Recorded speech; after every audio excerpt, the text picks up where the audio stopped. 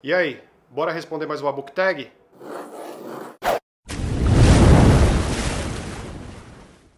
Salve navegantes, sejam muito bem-vindos a mais um vídeo do canal, trazendo para vocês hoje a book tag Acumulador de Livros, uma tag gringa, foi traduzida aqui no Brasil, muitos já responderam, como sempre eu vou ficando para o final, consiste em 7 perguntas que dão uma volta e permeiam o universo dos leitores. E sem delongas, algo muito incomum na história desse canal, eu já pulo para a perguntinha número 1, bora lá. Acumulador, qual livro você deveria se livrar, mas por alguma razão não consegue? Orgulho de ter lido, foi presente, ainda quer ler, tem algum laço afetivo. E eu jamais me livraria desses livros aqui. Eles se encaixam em quase tudo da pergunta. Eu tenho muito orgulho de ter lido, foi presente, tem um laço afetivo enorme, mas ele é repetido aqui na estante, então por isso que eu encaixei na pergunta. E eu estou falando da trilogia do Senhor dos Anéis, em volumes separados, A Sociedade do Anel, As Duas Torres e O Retorno do Rei. Essas edições aqui antiquíssimas da editora Martins Fontes, estão bem detonadinhas, mas são minha paixão. E eu digo que ela é repetida porque eu tenho esse tijolão aqui de mais de 1.200 páginas, O Senhor dos Anéis em volume único. Eu tinha um sonho de ter essa edição, mas eu não li O Senhor dos Anéis nela. Ela tá bem novinha mesmo, as páginas estão branquinhas. Eu tinha um sonho porque tinha o Gandalf aqui na capa verdona, chamativa. E A Sociedade do Anel foi um presente do meu amado irmão. E ele era fissurado no Hobbit, ele gostava muito, ele já tinha lido o Hobbit várias vezes. E um dia ele entrou no meu quarto com esse livro aqui, e ele estendeu para mim e falou assim: cara, eu amo o Hobbit, mas esse livro aqui não é pra mim, eu não consegui passar da festa. E a festa é tipo o primeiro capítulo da Sociedade do Anel. Ele não gostou do Senhor dos Anéis pela extrema lentidão, as descrições, as músicas. E eu, por outro lado, aprendi a gostar, aprendi a amar. E logo após terminar a leitura, eu já corri atrás para comprar as outras duas. E Senhor dos Anéis está no meu top 3 da vida, já cansei de falar isso aqui no canal. E eu comprei aquela edição única do Gandalf na capa por fetiche mesmo. E quem nunca, né? Dispensa qualquer tipo de comentário. O Senhor dos Anéis, ele conquistou o mundo da literatura fantástica, conquistou também com adaptações cinematográficas bilionárias e feitas com respeito de fã para fã. E tem de tudo, tem dragão, tem anéis mágicos, tem magos, tem hobbits, tem orcs. Tem tudo. Tem mapas, tem canção, tem idioma próprio. O Senhor dos Anéis é um livro de fantasia completíssimo. Eu, ao contrário do meu irmão, aprendi a apreciar a lentidão do Tolkien, a entrar de cabeça nesse mundo. E eu gosto demais e jamais me desfaria daquelas edições. E o amor é tão grande, o amor é tão infinito que agora a editora HarperCollins, detentora dos direitos das obras do Tolkien, já relançou O Senhor dos Anéis em capa dura, em edições maravilhosas de lindas, e eu deixo aí a pergunta para vocês no vídeo. Vocês acham que eu não vou ter na estante? Pergunta número 2. Colecionador compulsivo, qual livro ou edição você sonha em ter? Livro raro, autografado, primeira edição? Tem um livro que eu sempre fico pesquisando, sempre fico namorando, e eu já paguei alguns livros mais caros do que o que pedem por ele, mas nesse caso específico eu nunca tive coragem de passar da linha, clicar no fatídico botão de compra. Estou falando de Hell House, a Casa Infernal, do autor Richard Matheson. Menos de 300 páginas, o seu valor oscila em torno de 150 a 230 reais no estante virtual e no Mercado Livre, na edição da editora Novo Século. E o A Casa Infernal é um livro que muita gente defende, outras pessoas falam que ele não vale tanto assim, mas eu tenho muita curiosidade. É uma obra que os veículos lá fora elogiaram na época de seu lançamento, principalmente focado no horror psicológico, e o Richard Matheson é pai de uma das obras que eu mais amo nessa vida. Estou falando do Eu Sou a Lenda, e é mais uma história de mansão mal assombrada. Conta a história da mansão Belasco, que seria o Monte Everest das casas demoníacas, e várias expedições já foram feitas para tentar desvendar o mistério da mansão Belasco. As pessoas que iam lá estudar seus fenômenos acabavam morrendo, ou se suicidando, ou ficando enlouquecidas. Mas aí um grupo de 4 pessoas decide se reunir e decide entrar lá, mergulhar de cabeça nessa casa mal assombrada para tentar desvendar todos os seus segredos de uma vez por todas. O fato de ser uma leitura um pouco contestada, de muita gente ter um pé atrás, me deixou com o pé atrás também, então eu nunca passei do limite. Eu já fui muito mais impulsivo, eu confesso, já fui atrás de comprar obras raras, já paguei também valores absurdos, mas nesse caso em específico eu não consegui cruzar essa linha. E fica a dica para você aí que tem essa edição de Hell House, a Casa Infernal, e quer se livrar dela por um preço justo e amigável, entre em contato comigo, vamos fazer um negócio. Se quiser me dar de presente também, não vou reclamar.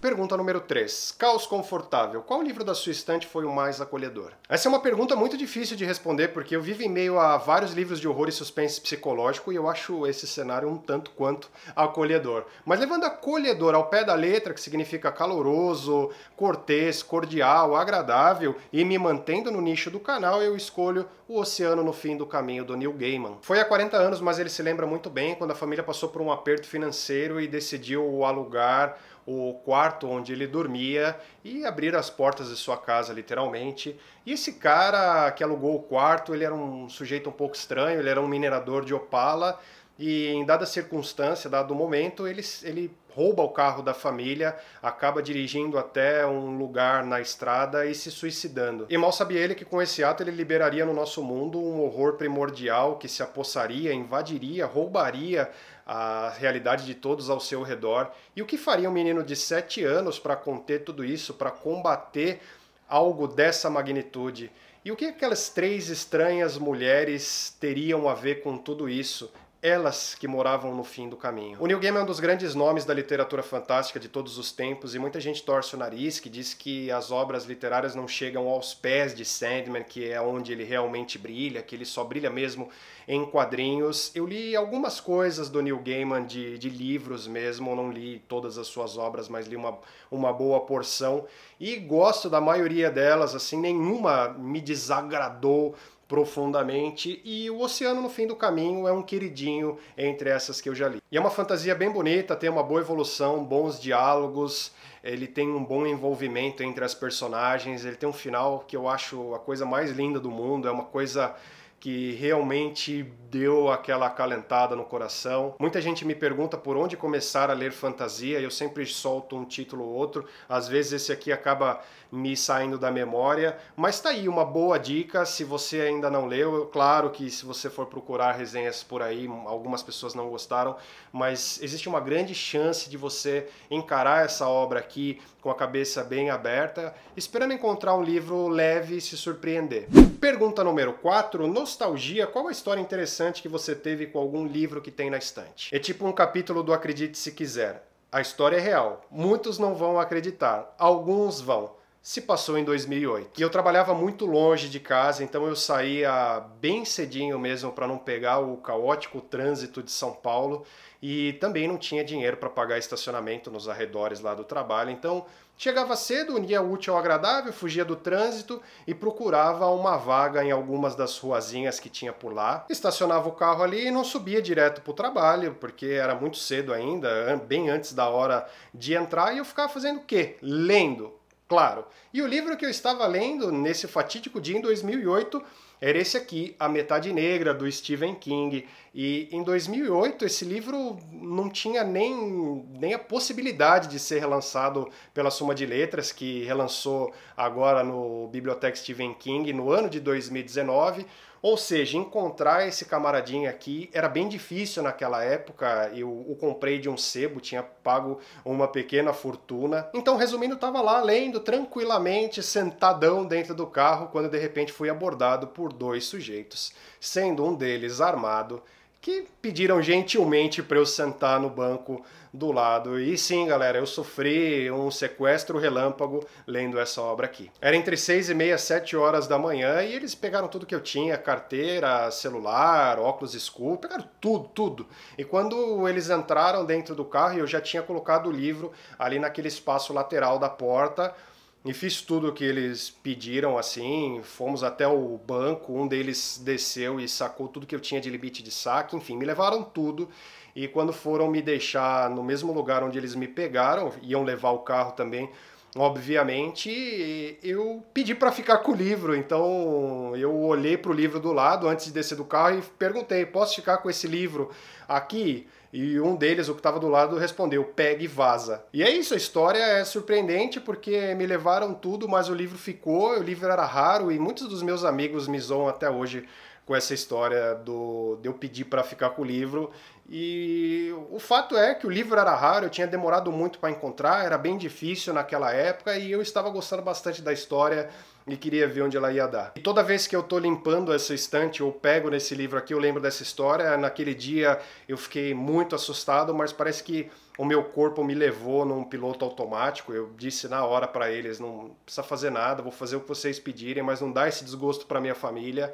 E eu lembro como se fosse hoje, quando eu pedi, passou pela minha cabeça de pedir para levar o livro. Doideira, não faria mais isso, mas ele tá aqui, um sobrevivente daquele fatídico e trágico dia. Seguimos, vamos para a pergunta número 5. Não toca nas minhas coisas. Qual livro você não gosta de emprestar ou tem medo de perder? Na verdade, galera, eu sou um pouco possessivo com os livros que eu tenho atrás e como muitos de vocês, acredito que vocês já passaram por experiências trágicas em empréstimos de livros e eu sou um deles. Já emprestei muita coisa que nunca mais me devolveram, outras que me devolviam completamente detonadas. Até um último exemplo que para mim foi o derradeiro mesmo.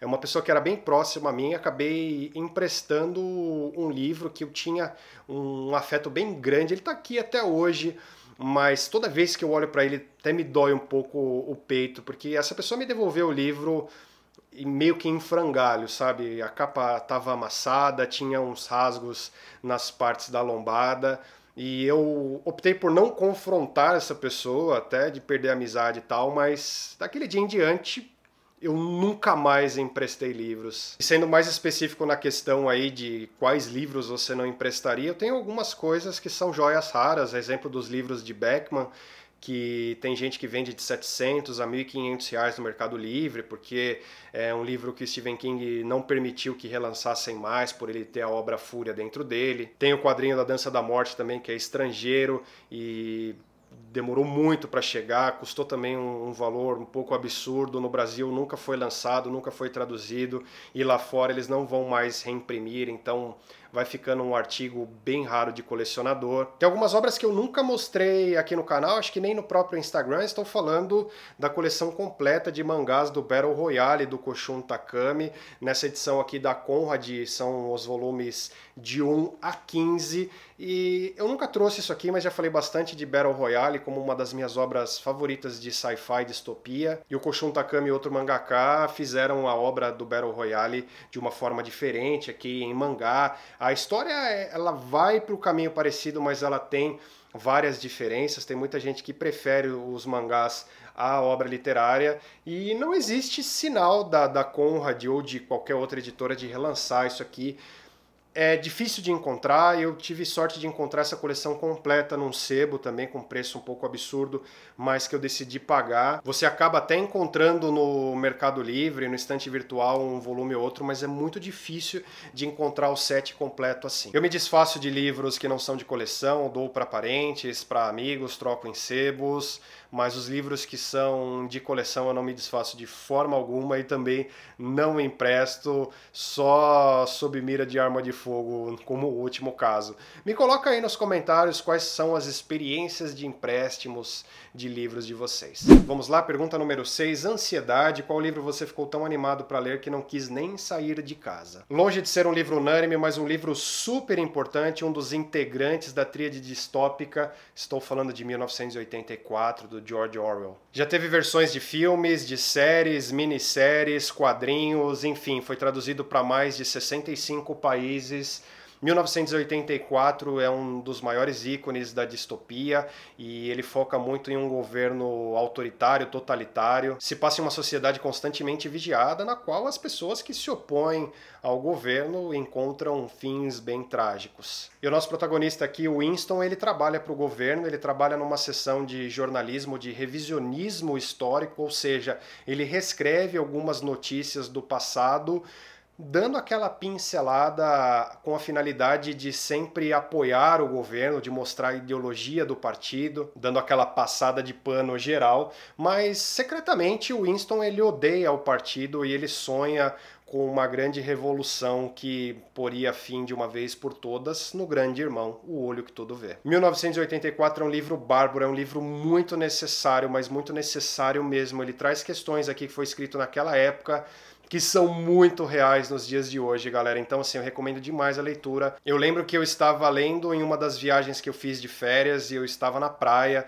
e eu estava sentadão lá, olhando o mar, um bom calor, não estava um calorzão, mas estava um bom calor, as ondas batendo, eu estava lendo e eu pensava, vou dar um mergulho, mas deixa eu terminar esse capítulo aqui para ver onde vai dar. Eu respondi a pergunta de uma forma meio torta, porque não é um livro que me impediu de sair de casa, mas é um livro que me fez sair de casa com ele, ou seja, deu tudo certo no final, não aguentava de curiosidade para saber onde essa história ia dar, e tá aí uma dica de um livraço que se você ainda não leu, deveria. Pulamos agora para a última pergunta, pergunta número 7. Compra no impulso. Qual livro você comprou sem qualquer planejamento? Compra por impulso? Todos. Brincadeira, galera, brincadeira. Todos não, mas falando sério, todos.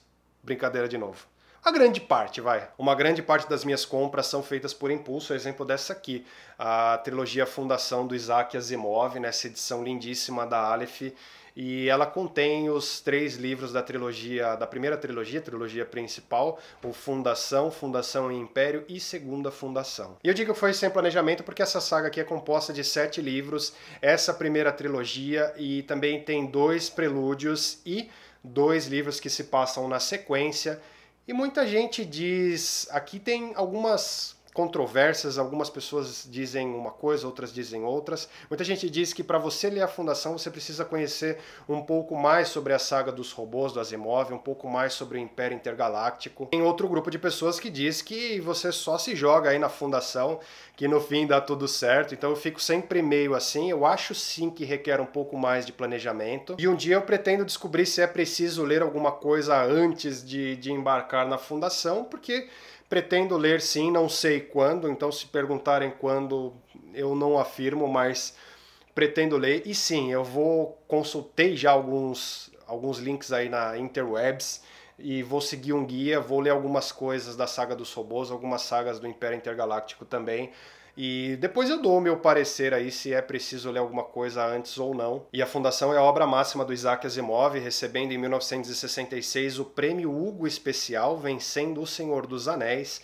Foi reconhecido como a maior obra de ficção científica e de fantasia de toda a história. Bom, galera, era isso que eu tinha para trazer para vocês hoje. Espero que tenham gostado das minhas respostas. Convido a todos a responderem a tag Acumulador de Livros nos seus canais, nas suas páginas literárias no Instagram. Antes do vídeo acabar, eu quero deixar aquele beijo bem grande, bem carinhoso, bem especial, aquele abraço bem apertado para todos os apoiadores do Catarse. Mais gente vem chegando, então, galera, deixo aqui aquele beijo super especial para vocês. E se você ainda não ouviu falar desse projeto, tá aqui na descrição do vídeo. As recompensas são bem maneiras, galera. Muita gente já vem recebendo, vem postando nas redes sociais. Eu tô colocando tudo lá no @onavegando no Instagram. Então, não fique de fora dessa. Dê pelo menos uma checada. O segundo marcador já está no forno, feito por ilustradores profissionais. Então, assim, tô levando esse projeto bem maneiro pra frente e agradeço a todos que estão apoiando. E você que não me apoia por lá também pode deixar o apoio especial de sempre, aquela curtidinha amiga para ajudar na divulgação, ajudar a espalhar a palavra do Navegando para outros portos. E se você ainda não é inscrito, caiu aqui agora, inscreva-se, não perca o que vem por aí. Eu vou ficando por aqui, deixo um beijo grande, abraço de urso apertado e nos vemos no próximo vídeo na semana que vem. Fui!